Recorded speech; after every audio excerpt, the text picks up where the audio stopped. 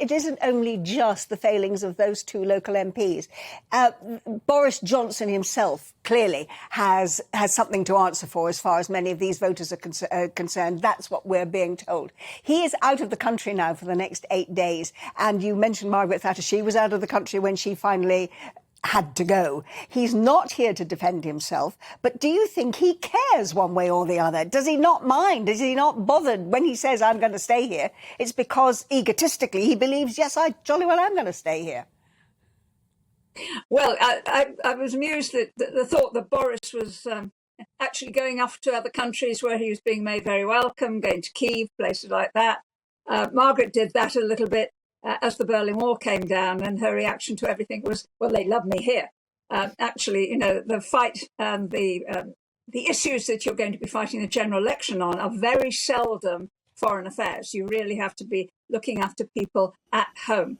And you put your finger on the main issue, I think, that concerns people is the cost of living crisis. Where I think the government really needs to pull its socks up is in explaining much better that it's not just down to one government. This is something that's affecting much of the rest of the world.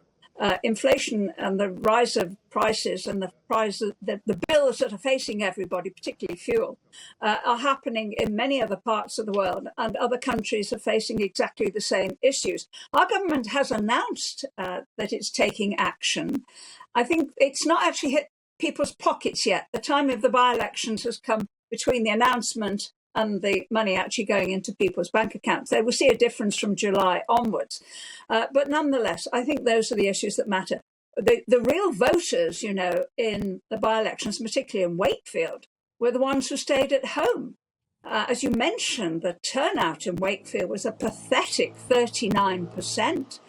And even in Tivy, something like 17,000 voters in Tiverton and Honiton, who normally go to the polls, said, well, we're not happy about supporting the government right now. We think they need a kick, but we're certainly not going to support Labour, who came third and lost their deposit.